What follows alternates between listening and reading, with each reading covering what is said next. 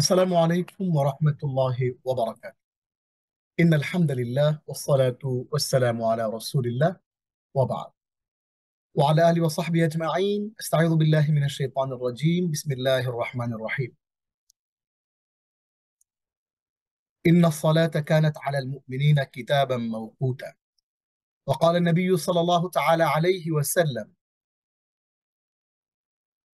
صلوا كما رأيتموني أصلي.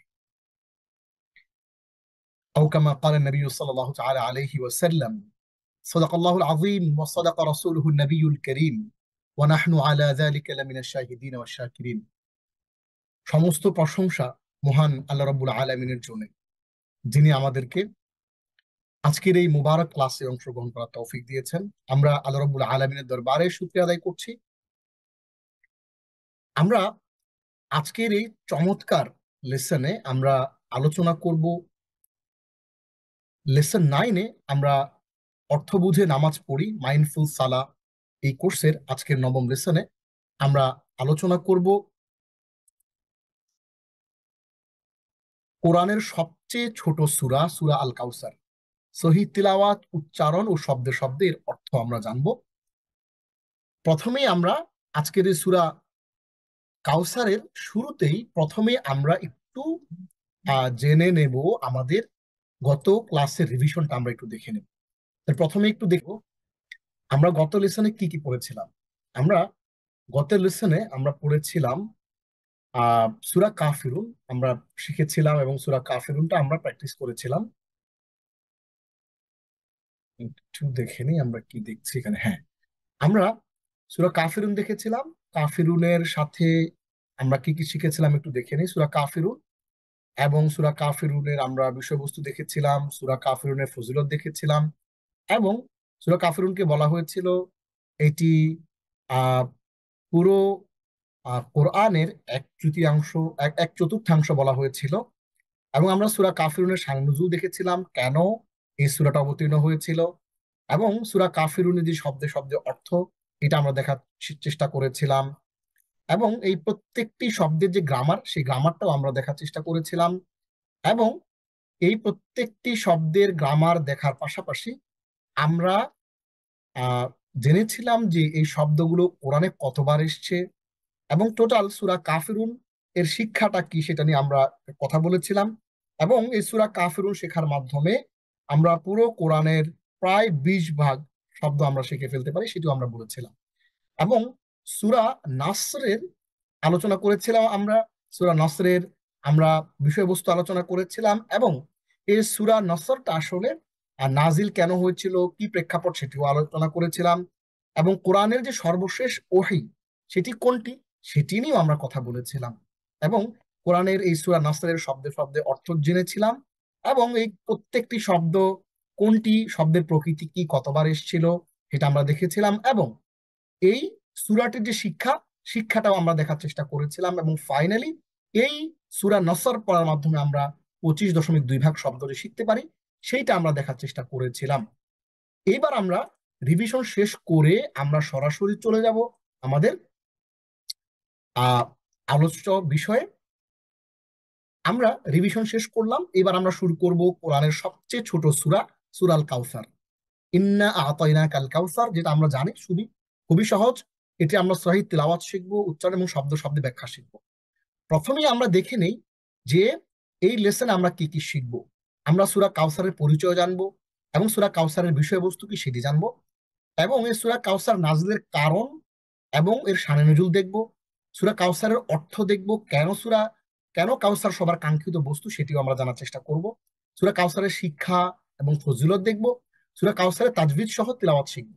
দেখুন, আমরা এই সূরাটিকে আমরা কিন্তু আমাদের দৈনন্দিন জীবনে যে সালাত, সেই সালাতে কিন্তু আমরা তিলাওয়াত করি। সেই তিলাওয়াত করতে গিয়ে আমরা যেন ভুল না করি, বিশুদ্ধ করে তিলাওয়াত করতে পারি, সেজন্য আমরা তিলাওয়াতটাও শিখবো। এবং শব্দে শব্দে আমরা সূরা কাউসার জানবো কালার কোডিং এর মাধ্যমে। এবং সর্বশেষ আমরা সূরা কাউসারের ব্যাকরণ দেখব। অর্থাৎ আমরা আজকের পুরো লেসন জুড়ে বিশুদ্ধ তিলাওয়াতে আমরা সূরা কাউসার শিখবো প্রথমে। দ্বিতীয়ত হচ্ছে আমরা এটির কালার কোডের অর্থাৎ শব্দে শব্দে অর্থ শিখবো, যেটিকে আমরা বলি কোরআন ওয়ার্ড বাই ওয়ার্ড। আমরা সূরা কাউসার ওয়ার্ড বাই ওয়ার্ড আমরা জানার চেষ্টা করবো। এবং সর্বশেষ আমরা সূরা কাউসারের ব্যাকরণ বোঝার চেষ্টা করব। প্রথমেই সূরা কাউসারের পরিচয় ও বিষয়বস্তু। কাউসার শব্দের অর্থ সুমিষ্ট পানীয়, অফুরন্ত প্রাচুর্য।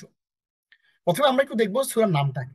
সূরার নাম হচ্ছে সূরা আল কাউসার, এবং পবিত্র কোরআনে এই সূরাটা, কোরআনের ক্রমধারা 30 নম্বর পারা এই সূরাটি রয়েছে, এবং কোরআনের যেই ক্রমধারা সেই ক্রমধারা অনুযায়ী এটি 108 নম্বর সূরা। অর্থাৎ পবিত্র কোরআনের 114টি সূরার যে সিরিয়াল, এই 114টি সূরার সিরিয়ালে এটি 108তম সূরা হিসেবে কোরআনের সিরিয়ালে রয়েছে। আর নাজিল যে হয়েছে, কোরআনে নাজিলের ক্রমধারায় এটি 15তম সূরা হিসেবে অবতীর্ণ হয়েছে। এর আয়াত মাত্র 3টি, এবং এটি রুকু হচ্ছে 1টি, এবং এটি মক্কায় অবতীর্ণ। এবং সূরার বিষয়বস্তু হচ্ছে রাসূলুল্লাহ সাল্লাল্লাহু আলাইহি সাল্লামের উপর আল্লাহর বিশেষ অনুগ্রহ, এবং আল্লাহ রাসূল সাল্লাল্লাহু আলাইহি সাল্লামের শত্রুদের নিশ্চিহ্নতা, হাউজে কাউসার দান, কোরবানির আদেশ, এবং রাসূলুল্লাহ সাল্লাল্লাহু আলাইহি সাল্লামের বংশের সংরক্ষণ। অর্থাৎ আল্লাহ যে রসুল সাল্লাল্লাহু আলাইহি সাল্লামকে কাউসার দানের মাধ্যমে বিশেষ অনুগ্রহ করেছেন সেটি আমরা জানবো এখান থেকে। এবং আল্লাহ রসুল সাল্লাল্লাহু আলাইহি সাল্লামের শত্রুরা যে নির্বংশ হয়ে যাবে, ধ্বংস হয়ে যাবে, এবং তারা নিশ্চিহ্ন হয়ে যাবে সেটি এসছে। এবং এই কাউসার প্রাপ্তির মাধ্যমে কোরবানের আদেশ এবং রসুল সাল্লাল্লাহু আলাইহি সাল্লামের বংশের সংরক্ষণের কথা এখানে এসছে। এবার আমরা একটু জেনে নেব যে সূরা কাউসার এটা কেন নাজিল হয়েছিল, কোন প্রেক্ষাপটে, কি একটা ব্যাকগ্রাউন্ডে এই সূরা নাজিল হয়েছিল, আমরা সেটি দেখব। সূরা কাউসারের নাজিলের কারণ বা শানে নজুল হচ্ছে মুহাম্মদ ইবনে আলী ইবনে হুসাইন থেকে বর্ণিত। তৎকালীন আরবে যে ব্যক্তির পুত্র সন্তান মারা যেত তাকে আবতার বা নির্বংশ বলা হতো। হ্যাঁ, যেমন আমরা বলে আটকুড়ে বলি, যে তার কোনো সন্তান হয় না তাকে আটকুড়ে বলা হয় বাংলায়, ঠিক তেমনি আরবে তাকে বলা হতো আবতার, যেটি শেষ শব্দ, ইন্না শানি আকা হুয়াল আবতার। এই আবতার বলা হইতো ওই লোককে যে তার কোনো পুত্র সন্তান নাই, তাকে বলা হতো আবতার। হযরত মুহাম্মদ সাল্লাল্লাহু আলাইহি সাল্লামের পুত্র কাসেম অথবা ইব্রাহিম, রাসূল সাল্লাল্লাহু আলাইহি সাল্লামের দুটো সন্তান শৈশবে ইন্তেকাল করেছিল। একটি ছিল কাসেম, যার কারণে রাসূলুল্লাহ সাল্লাল্লাহু আলাইহি সাল্লামের একটি উপনাম হচ্ছে আবুল কাসেম বা কাসেমের পিতা।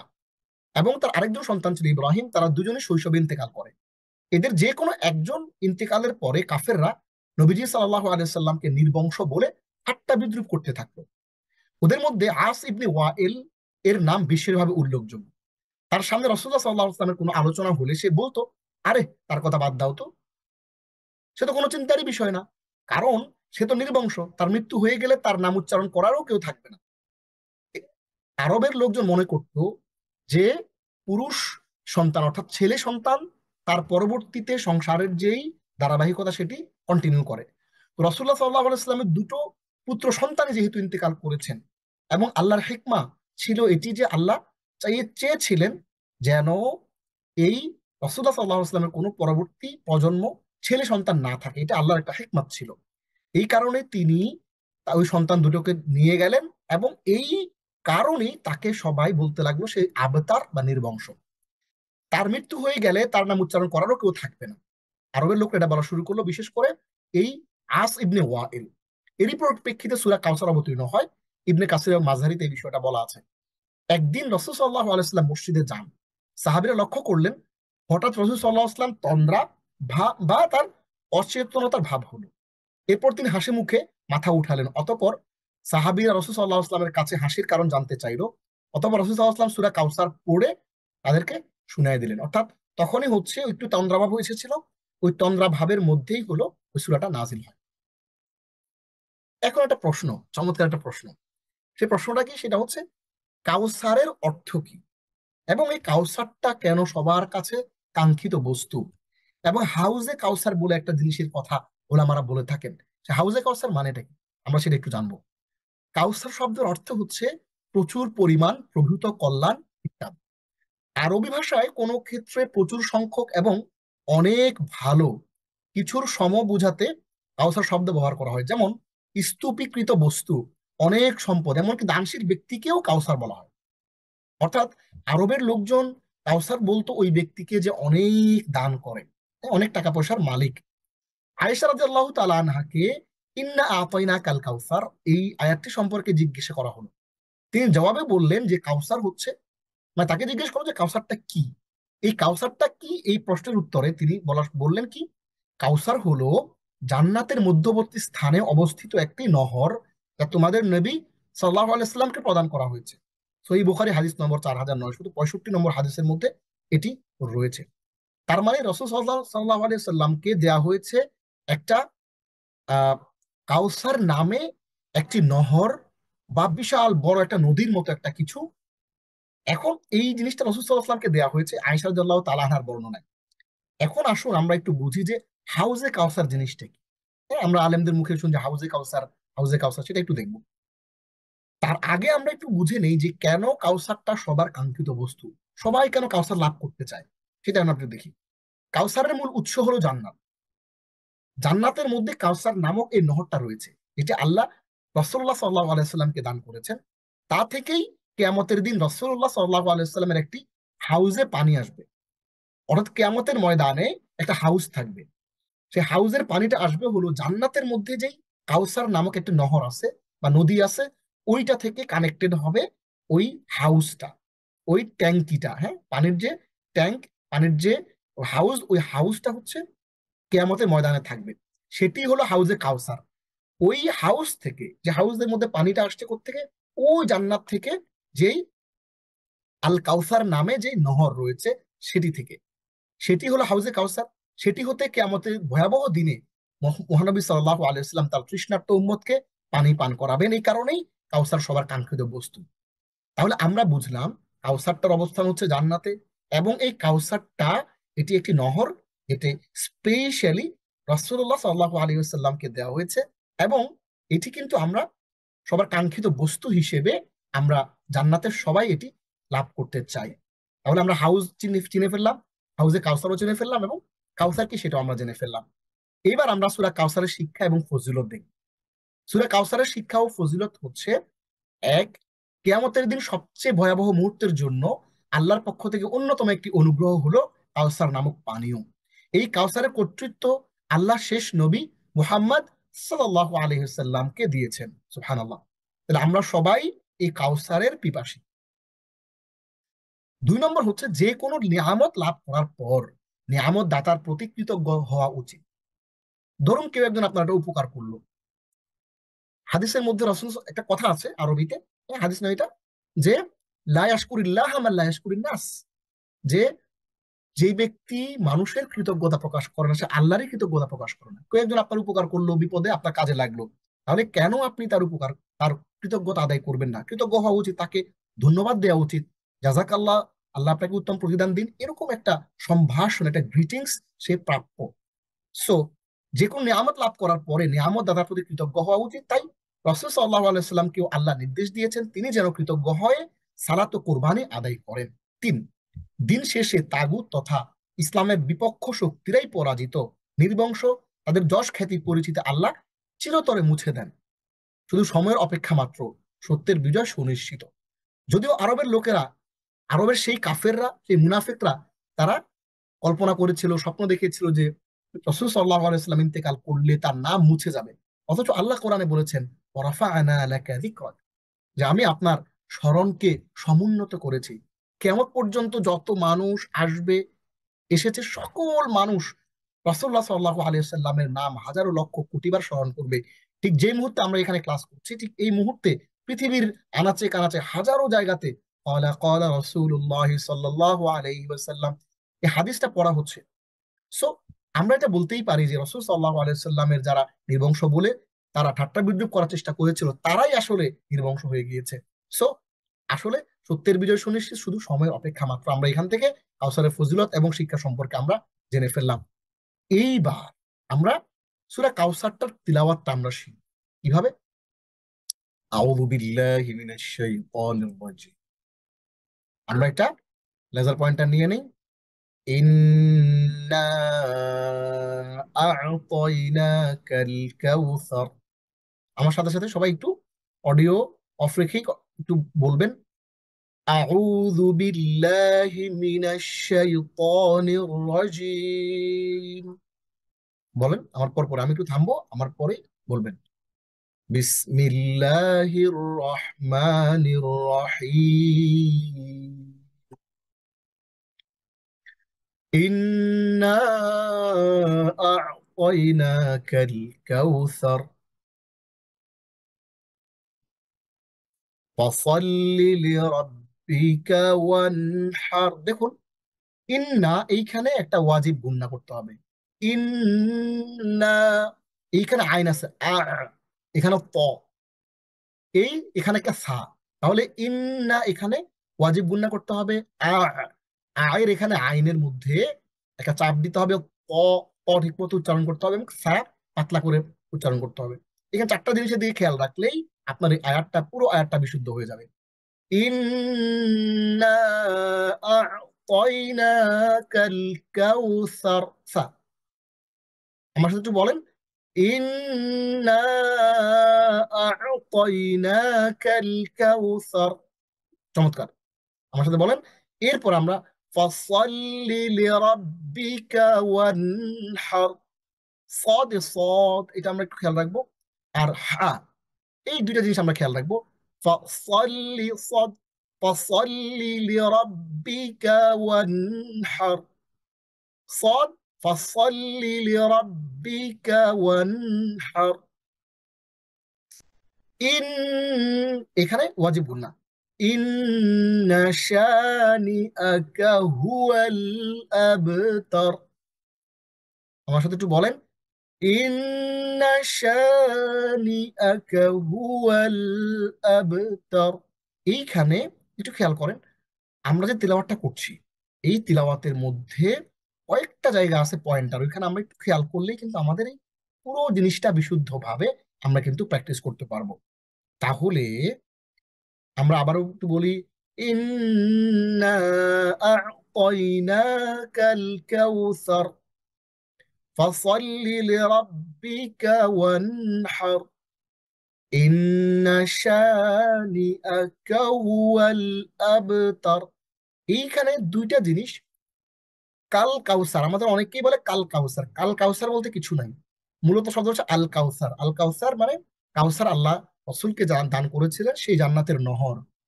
তাহলে ইন্না আতাইনা কা, এই আতাইনা কা মানে এটা আলাদা, আল কাউসার মানে এটা আলাদা।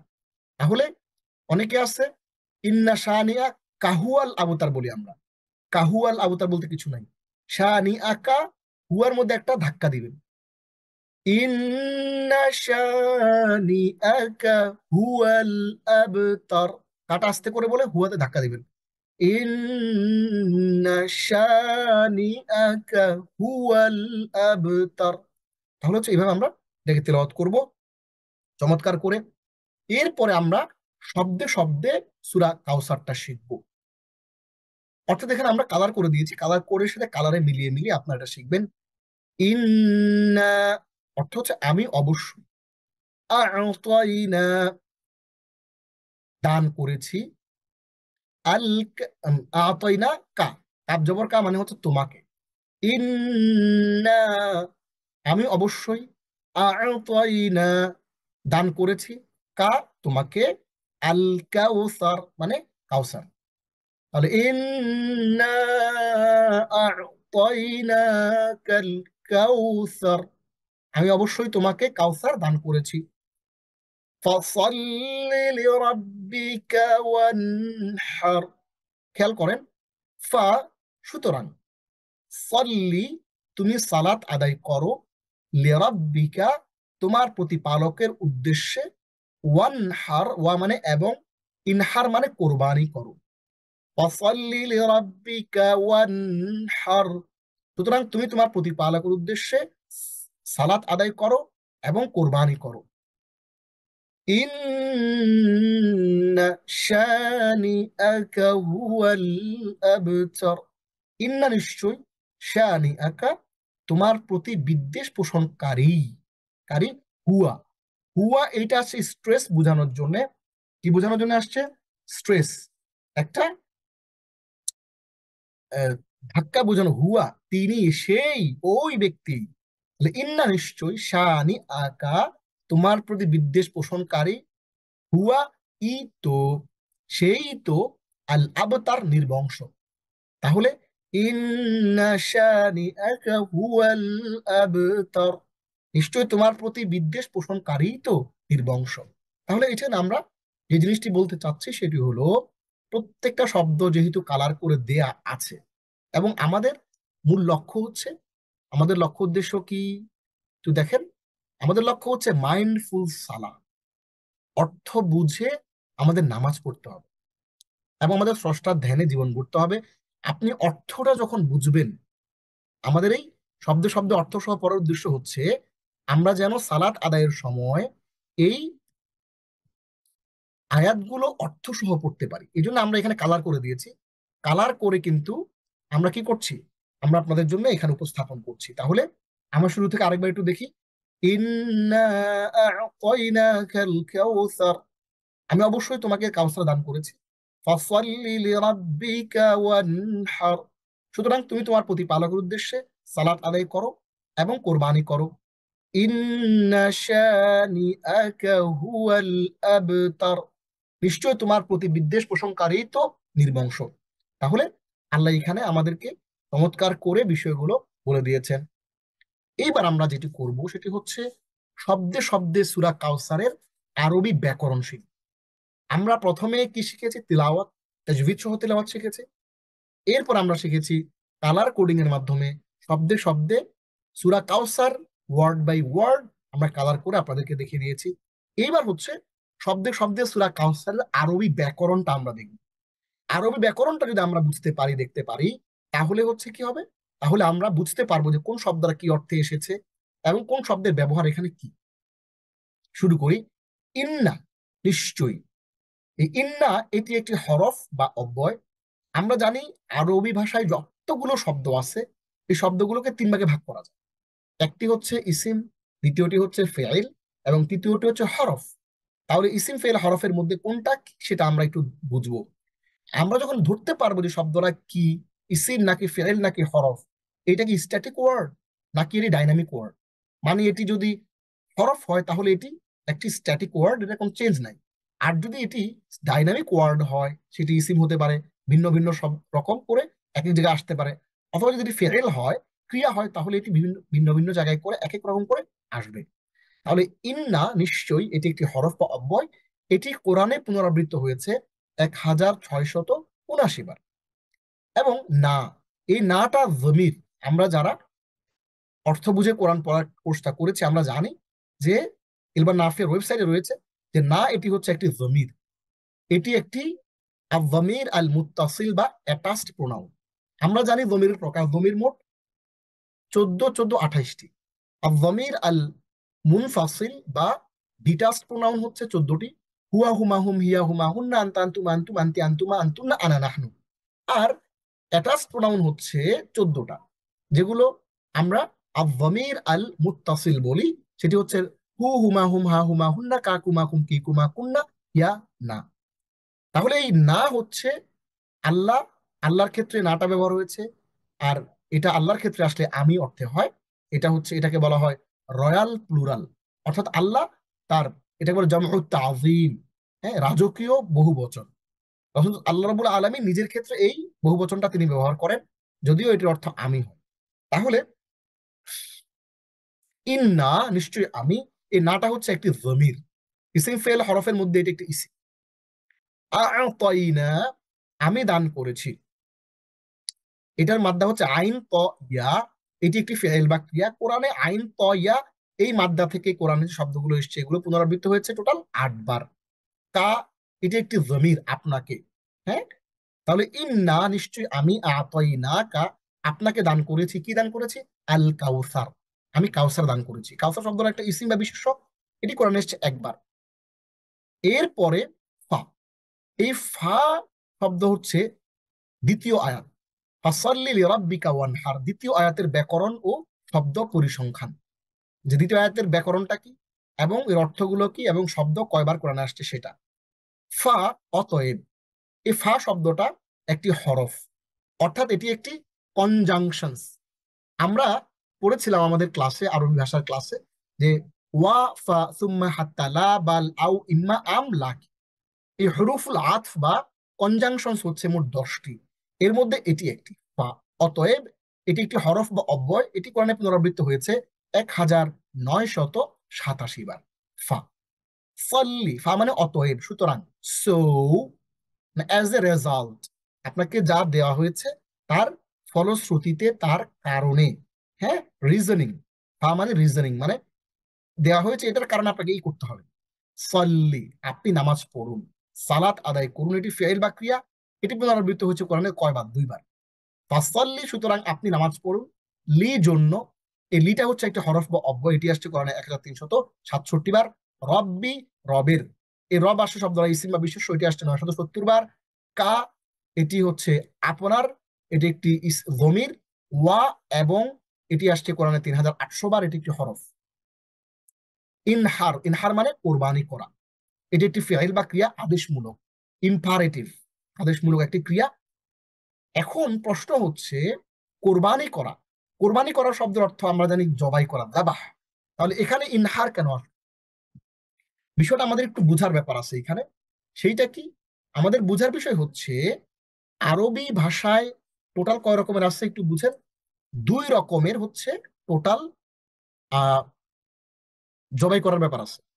ইব্রাহিম আলাইহিস সালাম যখন তার পুত্র ইসমাইল আলাইহিস সালামকে বলছেন যে ইন্নী আরা ফিল মানামি আন্নী আযবাহুকা, যে আমি স্বপ্নে দেখছি যে আমি তোমাকে জবাই করছি, কোরবানি করছি। তাহলে আযবাহু, আযবাহু মানে হচ্ছে কি? জবাই করা বা কোরবানি করা, জবাই করা। আমরা যে গরু জবাই করি এটাও জবাই, আমরা যে খাসি জবাই করি এটাও জবাই। কিন্তু উটের ক্ষেত্রে এটা একটু আলাদা। উটের ব্যাপারটাকে বলে নহর। এই উটের জবাই করাটা হচ্ছে নহর, ওই নহর করতে আল্লাহ আদেশ করছেন। তাহলে আল্লাহ বলতেন ফাসল্লি লিরাব্বিকা ওয়াজবাহ, জবাই করার কথা বললে খাসি, দুম্বা এগুলা জবাই ব্যবহার হয়। কিন্তু নহর, এটা স্পষ্টভাবে বুঝে যাচ্ছে এটা উট কোরবানি করতে বলা হচ্ছে। তার মানে হচ্ছে আমরা এখানে যে কথাটা বলতে চাচ্ছি সেই কথাটা হচ্ছে একটু খেয়াল করেন, সেইটা হচ্ছে স্পষ্টভাবে এখানে কি বলা হচ্ছে যে ইনহার মানে নহর করো। নহর মানে হলো তুমি কোরবানি করো। নহর মানে কি? নহর মানে হচ্ছে তুমি কোরবানি করো। হ্যাঁ, নহর মানে হচ্ছে ফাসল লিরাব্বিকা ওয়ানহার, তুমি কোরবানি করো। এটি একটি ফেইল বা ক্রিয়া। তাহলে নহর মানে হচ্ছে, আপনি ভিডিও দেখবেন, ইউটিউবে সার্চ করলে পাবেন যে একটি উটকে দাঁড় করানোর পরে একটা ছুরি দিয়ে এরকম একটা একটা আহ, জোরে একটা ধাক্কা দিলেই হচ্ছে আঘাত করে করে গলার মধ্যে, আঘাত করলে রক্ত প্রবাহিত হতে হতে সেই উটটা দুর্বল হয়ে যায়, দুর্বল হয়ে সে শুয়ে পড়ে, মাটিতে লুটিয়ে পড়ে এবং কোরবানি হয়ে যায়। ওইটাই হচ্ছে নহর। হ্যাঁ, আমরা দেখে নিতে পারি চাইলে ইউটিউব থেকে। ফাসাল্লি লিরাব্বিকা ওয়ানহার, ফা অতঃপর বা অতএব, এটি আসছে কোরআনে 1987 বার। সাল্লি মানে আপনি নামাজ পড়ুন, এটি একটি ফেল বাক্রি, এটি আসছে 2 বার। এবং লি জন্য, এটি একটি হরফ বা অব্যয়, এটি আসছে 1367 বার। রব, রবের, এটি আসছে একটি ইসিম বা বিশেষ্য, এটি আসছে 970 বার। কা, আপনার, এটি একটি জমির। ওয়া, এবং এটি একটি হরফ, এটি আসছে 3800 বার। এবং ইনহার মানে কোরবানি করো, এটি একটি ফিআইল বা ক্রিয়া, এটি আসছে কোরআনে 1 বার। এইবার আমরা দেখে নিব এক নজরে তৃতীয় যে আয়াতটা, ইন্না শানিআকা হুয়াল আবতার, এটির গ্রামারটা আমরা একটু দেখে নেব।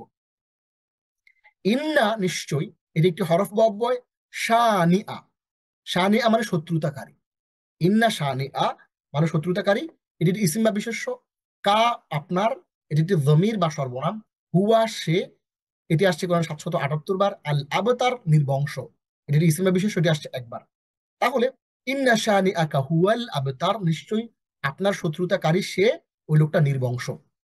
তাহলে আমরা এই শব্দগুলোর মাধ্যমে কিন্তু চমৎকার করে জেনে যাচ্ছি যে এই কোরআনের এই আয়াতগুলোর শব্দের কি প্রকরণ এবং এটির অর্থ কি, এবং এগুলো কোরআনে কতবার আসছে। আমরা ইন্না আতাইনাকাল কাউসার, নিশ্চয় আমি আপনাকে দান করেছি আল কাউসার। ফাসাল্লি লিরাব্বিকা ওয়ানহার, অতএব আপনি নামাজ পড়ুন আপনার রবের জন্য এবং কোরবানি করুন। ইন্না শানিআকা হুয়াল আবতার, নিশ্চয়ই আপনার শত্রুতাকারী তো নির্বংশ। তাহলে আমরা প্রথমে কি করলাম? আমরা প্রথমে বিশুদ্ধভাবে কোরআন তিলাওয়াত শিখলাম, এই সূরা কাউসারটা শিখলাম, এবং পরবর্তীতে আমরা কালার করে করে সুন্দর করে আমরা এটা দেখে ফেলেছি। এবং আমরা প্রত্যেকটা আয়াতের, এই 3টা আয়াতেরই আমরা শব্দ পরিসংখ্যান এবং আরবি ব্যাকরণ সহ আমরা এটা দেখার চেষ্টা করলাম। এবং সর্বশেষ হচ্ছে আপনাদের জন্য কুইজ। প্রথমত, নাজিলের ক্রমধারায় কত নম্বর সূরা হিসাবে সূরা কাউসার নাজিল হয়েছিল? 13তম সূরা হিসাবে, 14তম সূরা হিসাবে, 15তম সূরা হিসাবে এবং 16তম সূরা হিসাবে? আমরা জানি যে এটি 15তম সূরা হিসেবে নাজিল হয়েছে।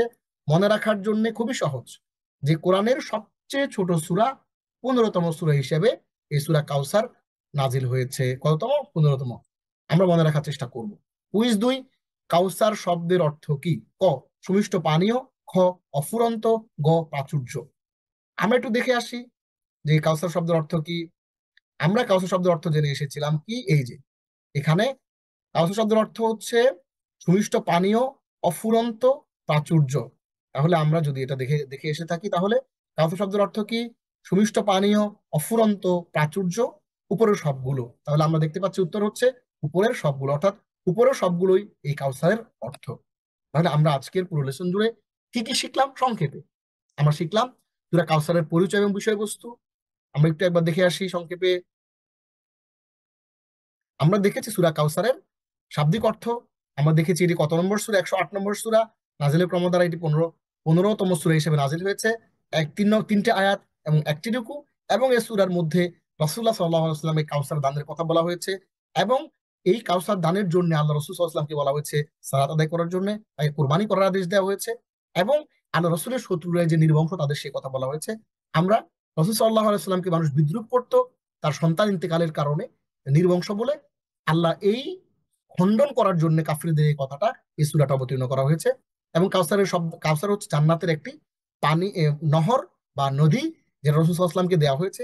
এবং কিয়ামতের দিন, কিয়ামতের যে মাঠ, সেখানে একটা হাউস থাকবে। ওই হাউসের মধ্যে সরাসরি সেই জান্নাতের কাউসার থেকে পানি আসবে, এবং সেটি হচ্ছে আমাদের হাউজে কাউসার। এবং সবার কাঙ্ক্ষিত বস্তু ওই কিয়ামতের ভয়াবহ ময়দানের মধ্যে এটি আল্লাহ রাব্বুল আলামিন মহানবী সাল্লাল্লাহু আলাইহি ওয়াসাল্লামের হাতে আমাদেরকে পান করাবেন।